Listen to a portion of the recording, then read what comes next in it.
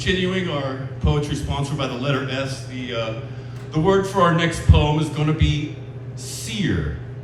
And it's not seer as in visionary, it's sear as in dry or lacking moisture. It's the word here, like we are here now, but you swap the H at the beginning for an S.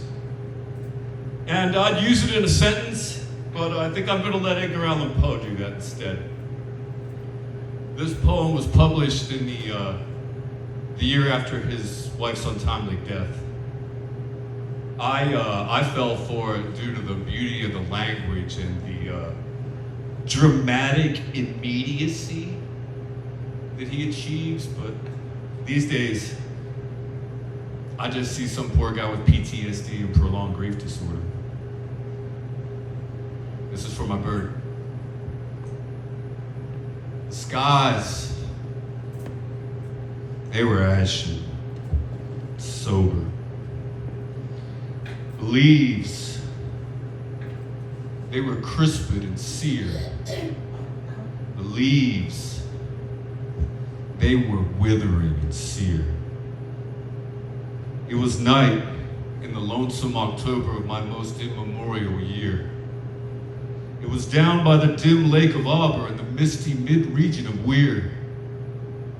It was hard by the dank tarn of Auber and the ghoul-haunted woodland of Weir. Here once through an alley titanic of cypress I roamed with my soul. Of cypress, with Psyche, my soul.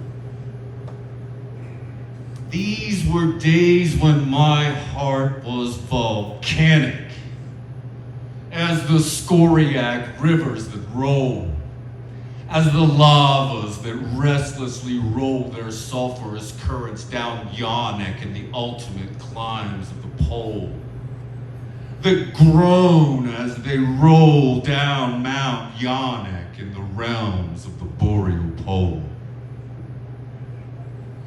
Our talk had been serious and sober, but our thoughts, they were palsied and seared. Our memories were treacherous and seared. For we marked not the month of October, and we marked not the night of the year, night of all nights in the year. We remembered not the dim lake of Auber, though once we had journeyed down here. We remembered not the dank tarn of Auber, nor the ghoul-haunted woodland of Weir. And now, as the night was senescent and the star dials pointed to morn, as the star dials hinted of morn, at the end of our path a liquescent and nebulous luster was born, out of which a miraculous crescent arose with a duplicate horn. Astartes, bediamonded crescent distinct with its duplicate horn. And I said, she is warmer than Diane. She rolls in an ether of sighs. She revels in a region of sighs. She has seen that the tears are not dry on these cheeks where the worm never dies, and has come up past the stars of the lion to light us the path to the skies, to the Lethean peace of the skies. Come up in despite of the lion to shine on us with her bright eyes. Come up through the lair of the lion with love in her luminous eyes. But Psyche, uplifting a finger, said sadly, this star I mistrust. Her pallor I strangely mistrust. Oh, hasten, let us not linger. Fly, Let us fly, for we must. In terror she spoke, letting sink her wings until they trailed in the dust. In agony sobbed, letting sink her plumes until they trailed in the dust.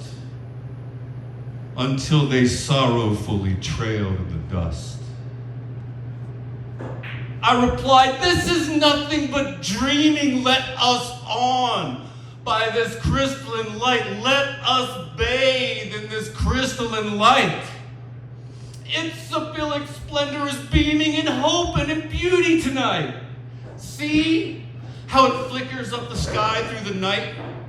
We safely may trust to a gleaming and be sure it will guide us aright.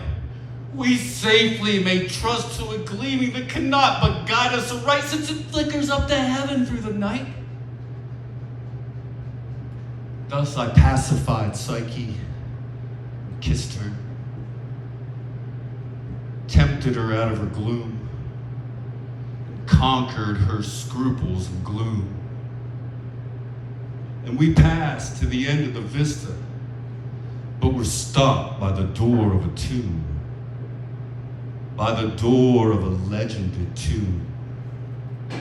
And I said, what is written, sweet sister, on the door of this legended tomb? She replied, Ulalume. Ulalume. 'Tis the vault of thy lost Ulalume. Then my heart, it grew ashen and sober, as the leaves that were crisped and sere, as the leaves that were withering and sere. And I cried, it was surely October on this very night of last year that I journeyed down here,